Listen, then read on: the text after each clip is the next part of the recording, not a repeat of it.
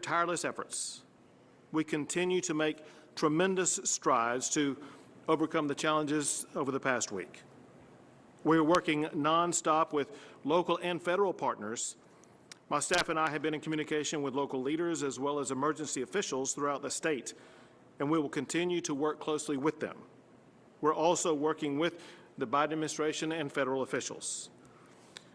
I talked to the president last night, and he called to let me know that he was going to go ahead and approve the major disaster declaration that Texas would be submitting.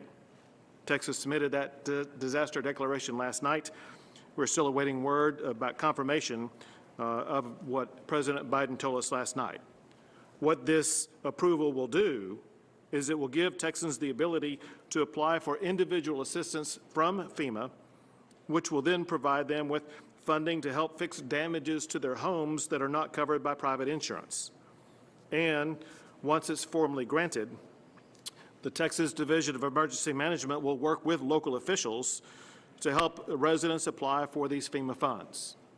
During our conversation, the President brought up several other related topics that would fall under the umbrella of the disaster declaration, such as support from the USDA, SBA loans, as well as other relief. Right now, we have 4 immediate priorities that we're focused on.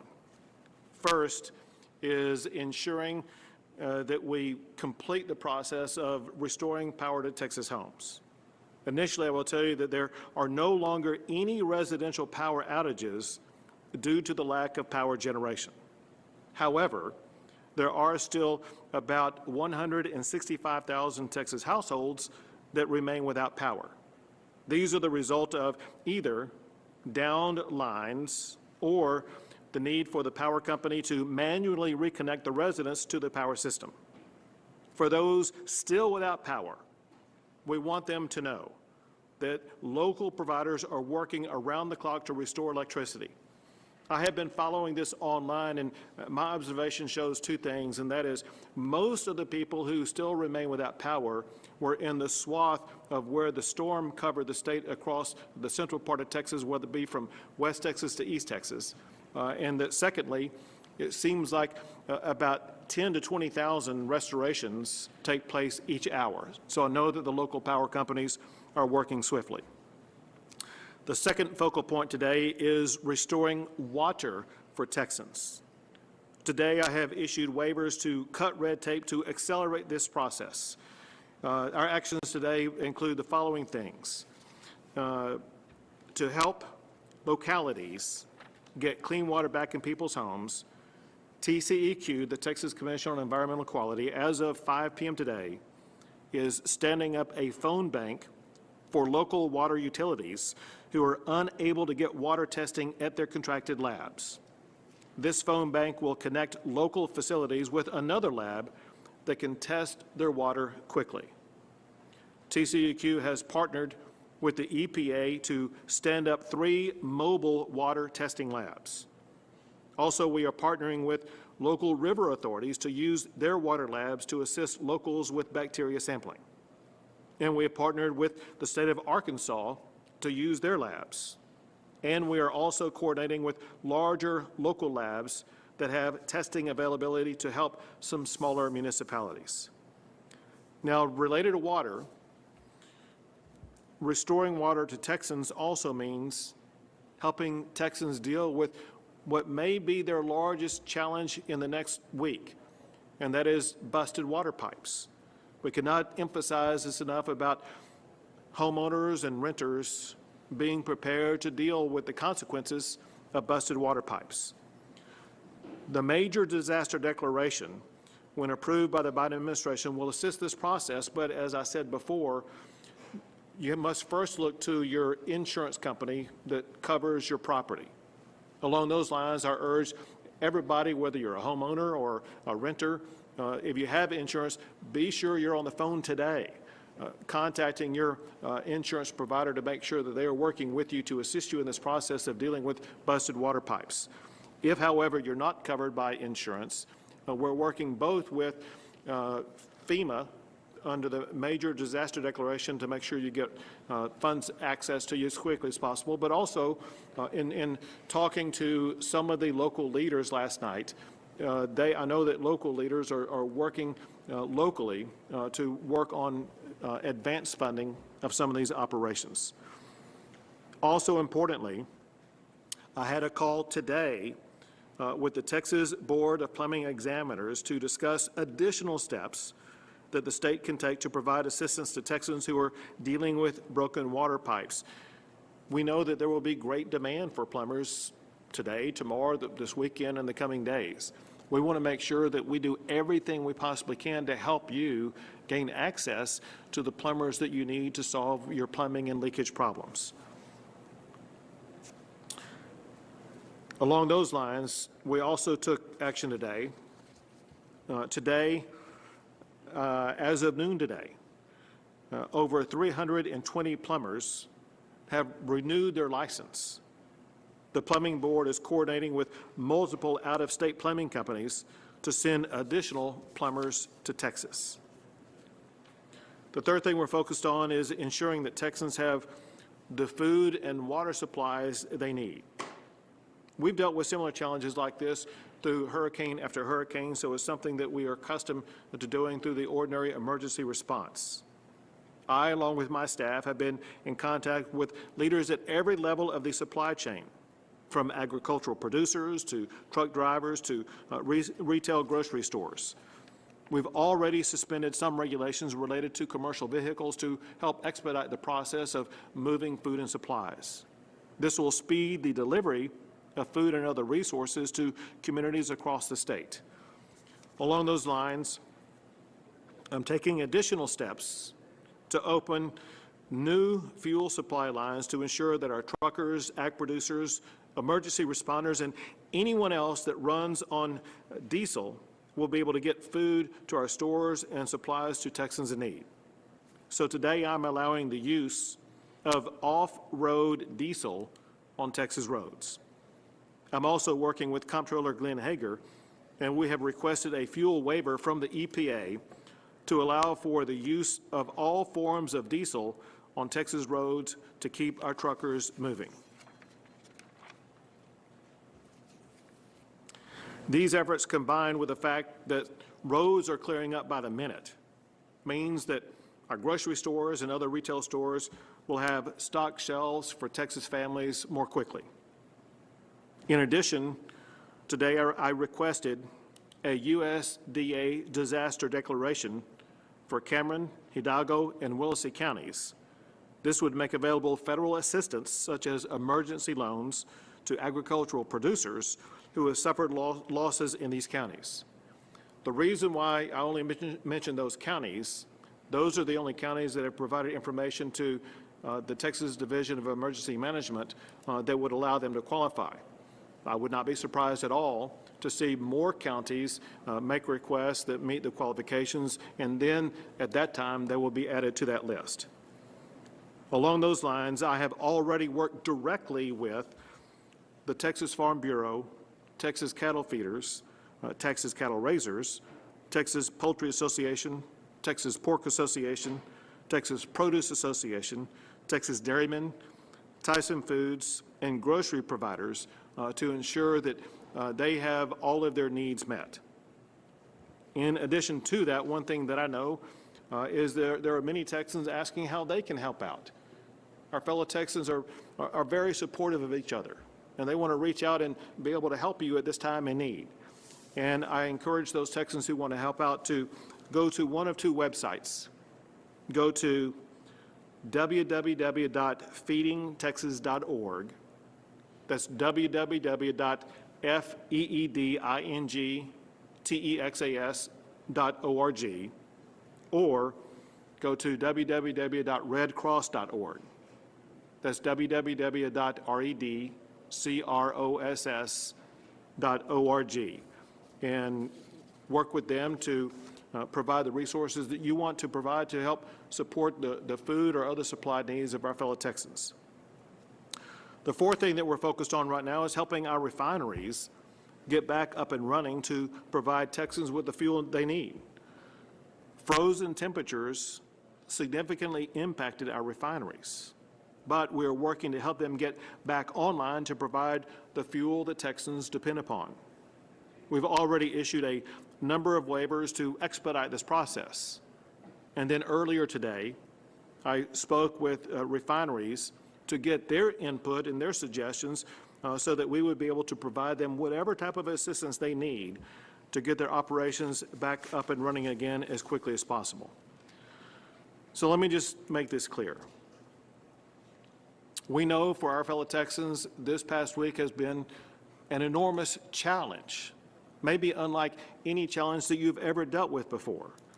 It's been far too burdensome for the lives of all those affected. We're working around the clock, and we will continue to work around the clock to address and to meet your needs and challenges and help you overcome them and get them put behind you. To help Texans, other state agencies are working around the clock to restore power and water and to ensure that you have the food and supplies that you need. I want to reassure you that we are using every single tool at our disposal to make sure that your needs are going to be met.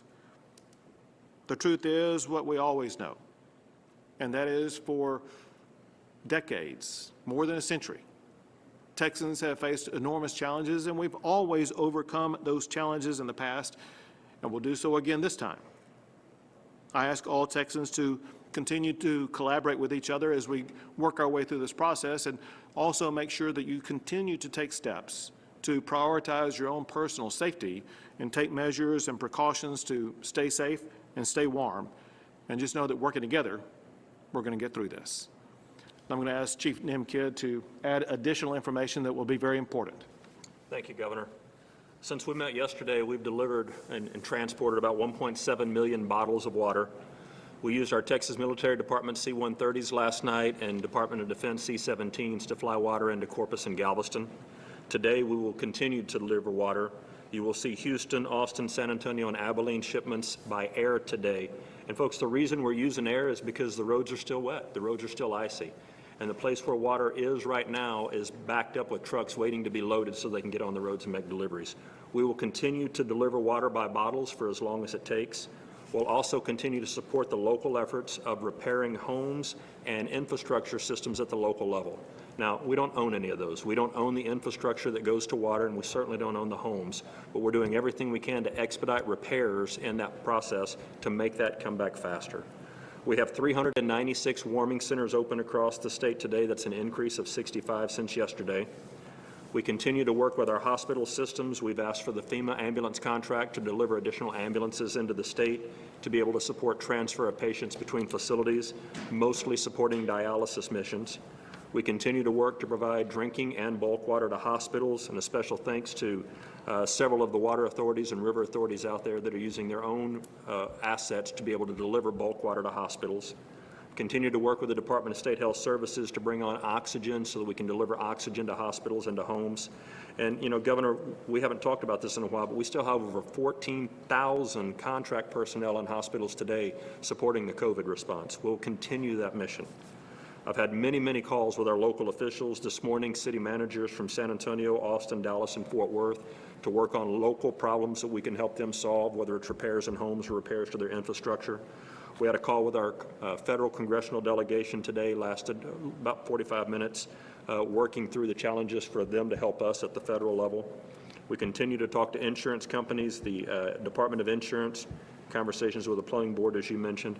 And later today, Governor, we want to roll out a survey tool so that our citizens can tell us the amount of damage to their homes. In many cases, they can't report that accurately right now because, as in my house, the water just barely came on last night. We're still surveying damages. We want to make sure that people have the tool to report to us what that damage assessment is so we can share it quickly. Great. Thank you. And now the Executive Director for the Texas Commission on Environmental Quality, Toby Baker. Thank you, Governor. Quick update on where we are with water across the state.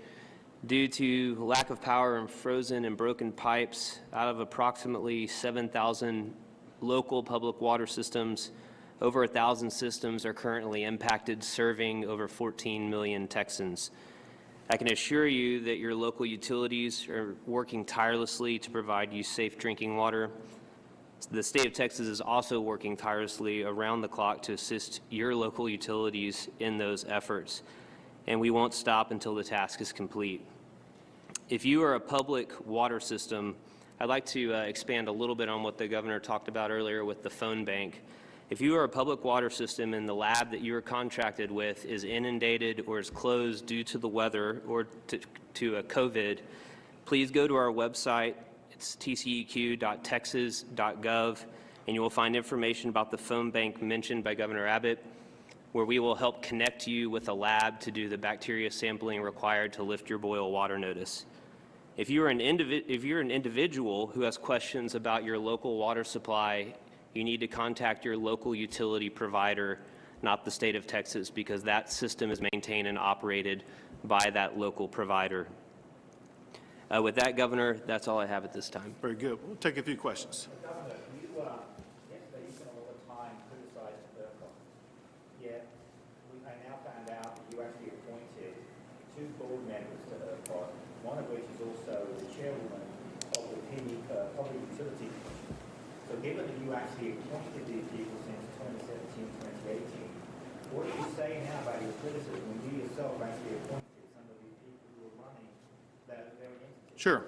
So the way ERCOT works, obviously, it's a complex entity that is a private entity that's in charge of managing power across the state. And we have to rely upon these experts to advise us what must be done. And I want to let you know what these experts told us. They said 5 days before the winter storm hit, ERCOT assured that, quote, we are ready for the cold temperatures coming our way. They also said that ERCOT had issued a notice to power plants to ensure that they were winterized properly. And ERCOT's annual winter assessment, which was designed to ensure the state is prepared, that assessment assured the public of Texas that there would be enough power to meet peak demand this winter. Now, what happened is ERCOT fell short on all 3 of these promises they made, which is exactly why that I have ordered the state legislature to investigate exactly why ERCOT fell short here and to make sure this never happens again. Listen, we know that you folks at home have faced struggles by going without power. We want to make sure that whatever happened in ERCOT falling short never happens again, even if it means the state stepping up, providing funds to ensure that all of the machinery that froze up and was unable to generate the power you need, that may require funding. The state of Texas should step up and provide that funding. Is there any timeline on, we're talking about water and water restoration, can you give any idea for Texans at home how long they will be without water? A lot of people here in Austin obviously are under a boil notice and at the same rate don't even have water to boil. Sure. So I will answer that in part, and then I will have Toby Baker answer in part. First, to put it in context, and that is, we were asked previously what the timeline looked like with regard to restoring power. And our answer then was as quickly as possible. And we did everything possible to get that power restored, and it happened quickly considering the circumstances we were in. The same answer applies here. We want that water supply available immediately. And we know what it's like for people to be without their water, and we know that it's intolerable. So we're doing 2 things to help them immediately. One is we have brought in all of these additional resources to make sure that the turnaround will be quicker. Part of the challenge with regard to the timing of it is really going to be up to the local level, because water supply is under the total control of the local level. You mentioned the City of Austin. It's the City of Austin, not the State of Texas, that runs the City of Austin water supply. The same would be true in Houston or wherever in the state of Texas. And so part of that will be up to the local level. That said, the state is providing any and all resources to assist and to accelerate the response at the local level. I'll let Toby respond further. Yes, thank you, Governor. And Governor, that's exactly right. It's really a question for the local water providers as to the damage that they sustained and their plan to get out of that. Now, where we're stepping in, we will help with engineering, with technical questions if that is requested of us. We will engage on that level and help them. We have regions all across the state of Texas where we can engage at the local level. We're also helping with STAR requests, things that need to come up to the Department of Emergency Management. And we're also moving ahead with emergency authorizations as needed that need to come through the agency. But that specific question about when the water will come back on is really a question for the folks who operate that system. Governor Abbott, earlier this week you criticized wind and solar energy on parts. Given that about $20 billion of state subsidies have gone to those, is that something that the state legislature should continue to hear in your opinion? It is something the state legislature will consider. So as it concerns the generation of power in the state, that is an issue that the Texas legislature will evaluate during the course of the session. They will do that across the board anyway, but I'm asking them to put a specific focus on evaluating all sources of energy so that we can ensure that we have adequate energy power in the coldest of winters, but also in the hottest of summers, so that Texans struggling at home will never have to go through that challenge again. Governor, is there anything that you guys can do in addition to asking out-of-state labs and all opening up the phone thing to speed up the bacteria testing to liquid boil water bans for millions of Texans? So again, I'm going to have Toby answer, but I do want to say one thing, and that is it's important for Texans at home who want access to water to get that water turned back on as quickly as possible. There is another issue, and that is we want to make sure that when they turn that water on, it's going to be safe for them to be able to drink. So we will take every step necessary as fast as possible to get their water back on, but also ensure that when they turn it on, it will be safe to use. But Toby will know more detail in response to your question. Yes, thank you, Governor. So we did a deep dive last night, up all night long, looking at regulations where it's really more of just a paperwork. It adds time to the process. We've identified those.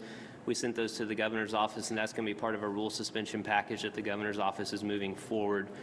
But as far as providing safe and clean water and the bacteria sampling itself, there is really, it takes up to 24 hours for that sample and for that testing to happen. But the problem is you can't perform that test until the integrity of the system is brought back online. So if you have a system that has many broken pipes in it and is leaking and allowing foreign sources into that system, that makes the process go longer because you can't actually do that sampling until the system is safe and secure. So we've taken action to waive and accelerate every regulatory requirement other than to make sure that it's safe, and we're going to do everything we can to make sure that everybody's water is safe to use. Governor, I'm interested in hearing a little bit about the fuel being imported into the state at this point, not just for truckers, but for average Texans who are trying to fill up their tanks so that they can continue Sure. their recovery. Let me tell Texans something about fuel supplies. One reason why there has been a shortage of fuel at some local gas stations is because the trucks that deliver that fuel haven't been able to get to those gas stations because the roads have been frozen and been dangerous for those trucks to drive on. As we speak, those roads are thawing and those trucks are going to those stations and making sure that they're going to be able to refill the gas tanks at the local stations. In addition to that, one thing that's taking place today is that the refineries are being powered back up to get going again to refine the fuel that's going to be needed, where they can replenish the supplies that will be used up over the course of the next week. And so we believe that we're going to be able to get all the fuel online very swiftly. Governor, you called for obviously providing funding to winterize power suppliers and plants, generators across the state. Do you think that there are issues, though, with the pricing models for energy? Does the focus on scarcity pricing and price caps de-incentivize these people to actually winterize their stuff? So you asked a very important question about pricing models and pricing strategies as it concerns energy and power. That is an extremely important issue that I want to make sure that the legislature considers as they evaluate the entire ERCOT process about pricing and what pricing decisions were made. Were they right? Were they wrong? Does that pricing system need to be altered? for the people at home, just know what we're talking about, and that is we want to make sure that we have ongoing adequate supplies of power at a price that makes sense, and that pricing model may have affected the ability to generate power. That's something we need to get to the bottom of. Last question. Governor, can you speak to what you're doing to help homeless Texans and what you're going to do moving forward? So homeless Texans are a great concern for us right now, and especially this harsh, cold temperature. And so we're working with local officials, and this is something also this provided funding from through the FEMA program as well as other strategies to make sure that we will be able to assist local governments in their response to address the needs of the homeless. It is a priority. We care about all humans out there, especially those who are exposed to the harshest conditions, and we want to get them in a place where they can be alleviated from the situation that they are in. All right, thank you guys so much for coming.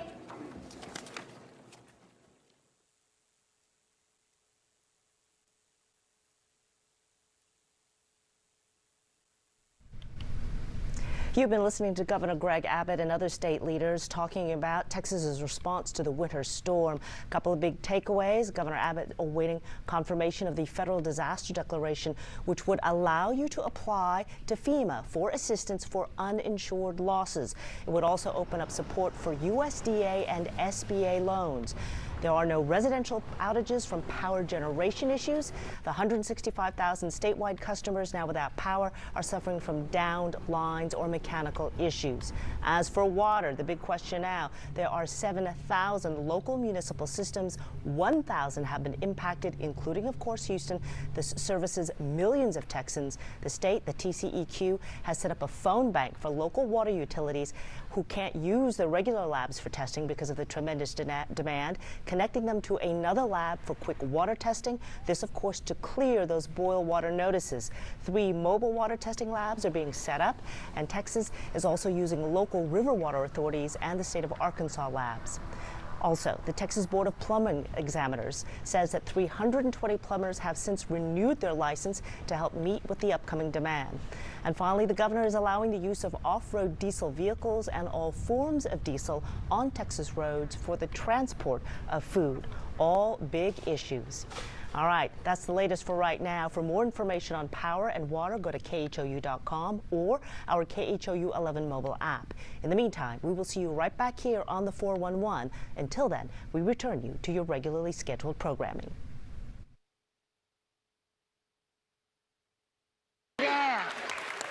Yeah, let them come to you. I mean, you shining, and I think we all saw that, you know, from day one. Tiffany, you always been such a bright energy, and we're like, yo, when you shining, you don't have to go seek out people. They're gonna come to you, and they did. Well, you're right. You know, I wanted you to